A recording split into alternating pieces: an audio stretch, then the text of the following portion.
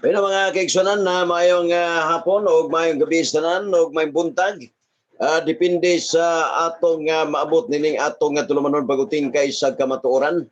Abuta sa naglain-lain mga nasod, mga kapaglaom o atong gipasalamatan ng atong Ginoo nga nihatag kanato og kining mga maayong giya, mga higala, no? Og ato ning isgutan mga igsunan kining naa karon sa dagko nga simbahan, ya kining ilang nga gibalaan ang Sunday, the first day of the week. Unya ang sa Seventh-day Adventist gitawag mga higala og Sabbath, the seventh day of the week. Atong kuan og pagtagad mga kapaglaom. The church is above the Bible. Ang ilang nga pasalig mga kapaglaom nga ang simbahan na labaw pa kay sa Biblia. And this transference of Sabbath observant from Saturday to Sunday. Tungod kay labaw man ang simbahan sa kay sa Bible, may katungod daw nga ang simbahan mo'y mag-usab sa Sabbath nga Saturday ngadto sa Sunday. Ang klarong pagkasulti higala nga ang Saturday is the Lord's Day. Change to Lord's Day Sunday is proof positive of that fact. Catholic record, London, Australia, September 1, 1923. Onya, dini po the Sabbath, the seventh day of the week. Ato pa, remember the Sabbath day to keep it holy. 6 days shall thou labor and do all that work. And the seventh day is the Sabbath of the Lord thy God. In it thou shalt not do any work, thou nor the son, nor thy daughter, thy miservant.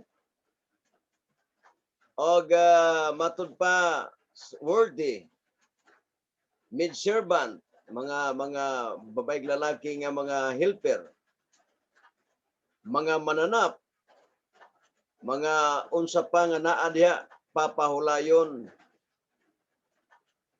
4 and 6 days the Lord made heaven and earth, the sea and all that them, and rested the seventh day. Wherefore the Lord blessed the Sabbath day and hallowed it.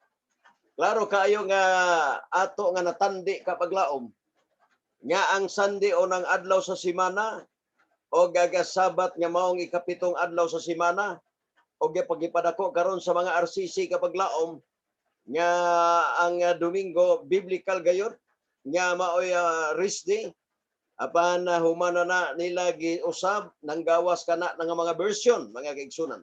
Gitawag kana nila og mga bugos, mga inusab-usab mga kaigsunan.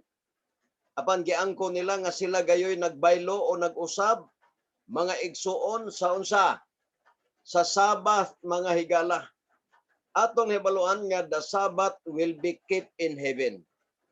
Ato kanang mabasa sa Mateo 5:18 o Isaiah 66:23. The Sabbath will be kept in heaven from one Sabbath to another.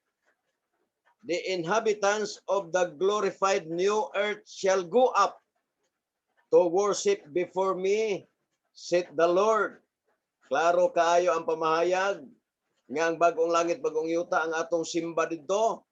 Nagingon ang Ginoo, Sabado mga kaigsunan.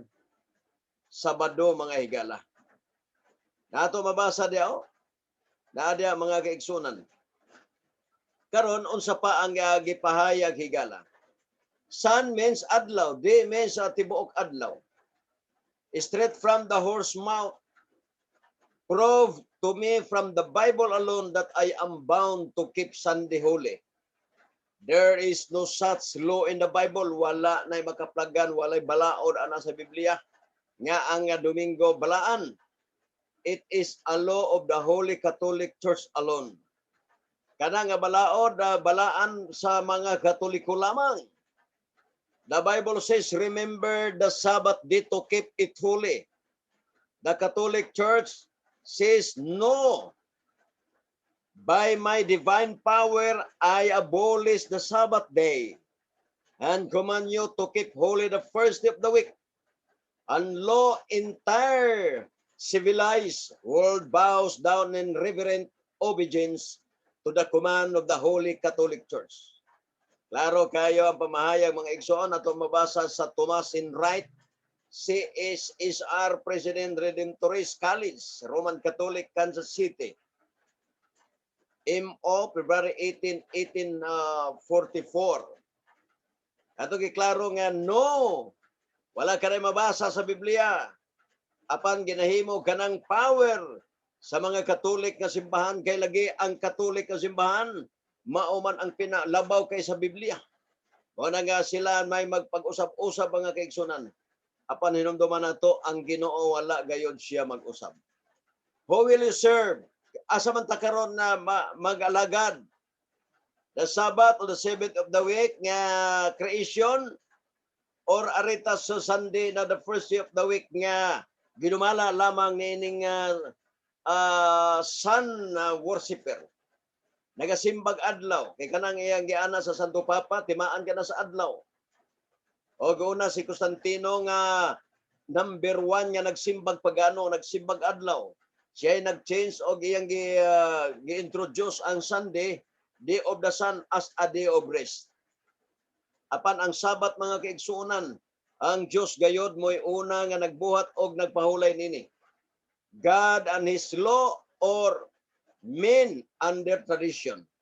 Ari ka sa tao nga hinimo lamang og tradisyon kon mga hinimo lamang mga tao. Kana imo na nga pagbuot mga kaigsunan og unsaon ni imo na. Makapili ka. I am the Lord, I change not. Malakyas 3:6 walay ako maong siyuba nga way pagabalhin. Creator of the heaven and earth, God made the seventh day Sabbath. Genesis 2:3. If God made the Sabbath monument, who made this one? Isa may naghimo ning Sunday, the gitawag venerable day of the sun. Sunday is founded not of scripture but on tradition. And it is distinctly a Catholic institution as there is no scripture for the transfer of the day of rest from the last to the first day of the week. Protestants ought to keep their Sabbath on a Saturday, and those leave Catholics is full position of a Sunday. Catholic record September 17, 1893. Ang kigsunan magpili ka karon kung asa ka. Magpili ka mga kaigsunan. Sunday, Monday, Tuesday, Wednesday, Thursday, Friday. Ibo ka ng pilian mga kaigsuunan kung asa ka o Saturday. Ang Saturday, mato pa nila pagano. Apan musugot kami og way mga ngalan mga kaigsunan kay gikan pa sa sinugdan na anad nami nga the seventh day is the Sabbath day. Seventh day Adventist Church. Wala magingon Saturday Church, Seventh day Adventist. Hala inyo ng pangalan, kuha ana. Kay magapabilin kami sa ikapito nga adlaw nga pahulay mga kaigsunan. Og mauni usa mga igala nga dakong pagtulunan. Daghan pa nga mga pagsunga. Abi no mga igsoon kini si Bustamante kung magtuon lang ni. Gamito ni siya sa Ginoo mga igala. Gamito ni siya sa Ginoo. Nga mahimo ni siyang misyonary mga kaigsunan. Nga naman, kay lagi debate, klaro kaayo mga pagpalusot-lusot. gipasabot na nga mao ni tinuod, apan dili mo sabot kay lagi tuwa sila gabalik-balik ni atong YPPH bugos mga kaigsunan. Apan hinumduman nato, daghan kay sila mga komentaryo, daghan kay sila og mga paagi nga doon na nagani mo pagkuno mo patay sa ila kay lagi nakadaog sila. Hamay daog ana. Ha? Adventistang maminaw ni ana, malipay nga naman, wa gyud ka kapabor bisan kas ano lang. Wa gyud ka kapabor ni ana. Og mismo gani ang uban nga mga Catholic faith defender nga nagdesisyon na lugi ka unta angay gyud ko no unta nga kanang mga maayog gyud nga maoy isangka mga kaigsunan. Apan lagi pasalig-salig mampuga, bata pa kasaduyan matud pa nila. Apan wa pagitabyog, unta okay rag bata og maayong pagatabyog mga kaigsunan. Okay, balik-balikan nato. Magpili ka ang Saturday kon ikapitong adlaw nga mao ang adlaw sa Ginoo kay sumala sa Marcos 2:27-28 ang adlaw pulay gibuhat mankind, man-being diya sa Biblia nga gibuhat ang adlaw pulay. Sa 28 Ginoo siya sa adlaw nga Sabado, adlaw ipapahulay. Sa ato pa ang tinood nga Lord's Day mga kaigsunan, sumala pod sa mga iglesia Katolika nga ang tinuod nga Saturday ay ang Lord's Day Saturday apan gi-change sila ngadto sa Sunday. Naatay mga dokumento ni ana mga kaigsunan. Salamat kay sa inyong subaybay nining atong tulumanon na pagutingkay sa kamaturan. Tanang mga sponsor na to, mayong pagpaminaw ninyo tanan diha. Mayong pagtanaw ninyo tanan nga mga sponsor na to, din na to mata sa tagsa. Apan salamat kayo sa tanan nga mga sponsor. Thank you very much.